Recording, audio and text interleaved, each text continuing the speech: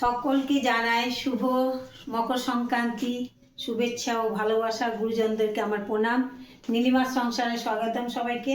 আজকে আমি করব মিক্স পনির। মিক্স পনির তো অনেকে করে বা অনেকে খেয়েছো, কিন্তু আমি করি আমার নিজের মতন করে। আজ আমি খুব সহজে কিভাবে মিক্স পনির করা যায় বাড়িতে, সেটাই তোমাদেরকে করে দেখাবো।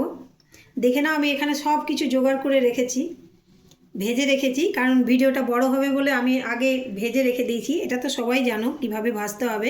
এখানে আছে ক্যাপসিকাম, গাজর, আর আছে তোমার বিনস। এই তিনটে ছোট ছোট করে কেটে ভেজে রেখেছি। এখানে আলু কেটে ভেজে রেখেছি, ফুলকপি ভেজে রেখেছি। এখানে আছে পনিরটাকেও ভেজে রেখেছি। আর এদিকে মটরশুঁটি সেদ্ধ করে রেখেছি। আর এখানে আছে আমার পোস্ত আর বাদাম। এটা কিন্তু একটু অন্য ধরনের করেছি। পোস্তটাকে বাদামটাকে ভেজে নিয়েছি, ভাজার পর বেটে রেখেছি। এখানে আছে টমেটো কুচো। তো এগুলো আমি রেডি করে রেখেছি। এবার আমি মশলাটা রেডি করব। মশলা তৈরি করার জন্য দিলাম আমি জিরে গুঁড়ি, ধনে গুঁড়ি 1 চামচ, আদা গুঁড়ো একটু, গরম মশলা একটু। এটাতে আমি একটু জল দিয়ে পেস্টটা বানিয়ে নেব। কড়াই আমি একটু চিনি দিলাম।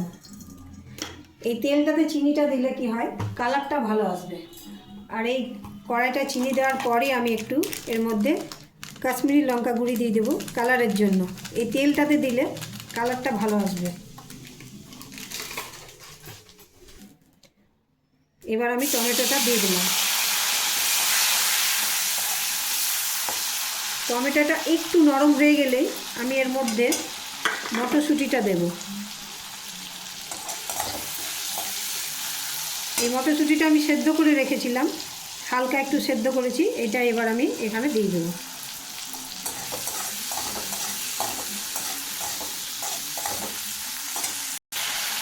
এবার আমি যে মশলাটা করে রেখেছিলাম সেই মশলাটা দিয়ে দিলাম। আমি প্রথমেই বলছি যে সবাই যেভাবে রান্না করে মিক্স পনির, আমি কিন্তু সেইভাবে করছি না। হয়তো আমি একটু আলাদা ধরনের করি। আমি নিজের মনের মতন করে করি, নিজের ইচ্ছেতে করি। সবার সাথে মিল খাবে না আমার। অনেকে এই যে এইটা আছে, সবার বাড়িতে তো কাজু থাকে না, অনেক সময় কাজু থাকে না। তা আমি কিন্তু এটা চিনে বাদাম ভেজেছি আর পোস্তটাকে ভেজে এটা বেটে রেখেছি। সবাই যাতে এটা করে খেতে পারে তার জন্য এটা আমি সেইভাবে করছি। এবার এটা আমি দিয়ে দিলাম। চিনে বাদাম আর পোস্তটা ভেজে বেটে রেখেছিলাম, সেটা আমি এর মধ্যে দিয়ে দিলাম। এই রান্নাটা যাতে সবাই করে খেতে পারো, সেই জন্য আমি এইভাবে করছি। এর মধ্যে আমি একটু হলুদ দিয়ে দিলাম। আমার প্রত্যেকটা ভাজাতেই লবণ হলুদ দেওয়া আছে। আর একটু মশলাতে দিয়ে দিলাম আমি হলুদ, আর আন্দাজ করে একটু লবণ দিয়ে দিলাম, যে যেমন লবণ খাও। আর তার সাথে দিয়ে দেবো আমি 2 চেরা কাঁচা লঙ্কা।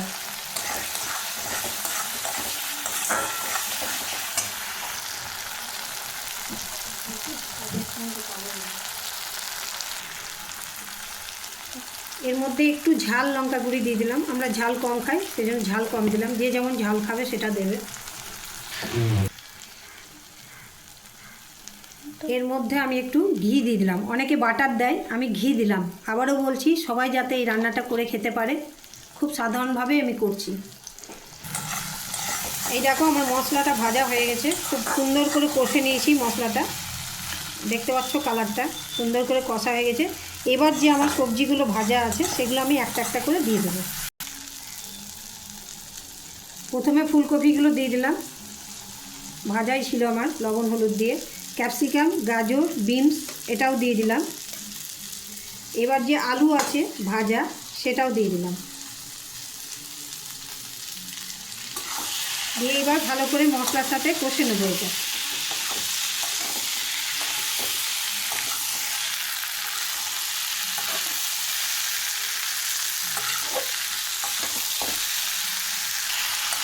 আমার তরকারিটা কষা হয়ে গেছে। এবার আমি এর মধ্যে জল দিয়ে দেবো।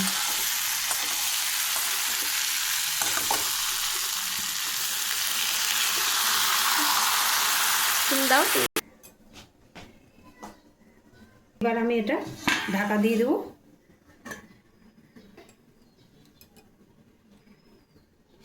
ঢাকা দিয়ে রেখে দিলাম, এটা 2 মিনিট ফুটে যাক, তারপর পনিরটা দিয়ে দেবো।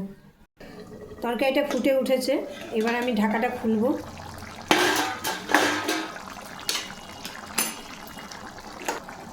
এবার আমি পনিরগুলো দিয়ে দেবো।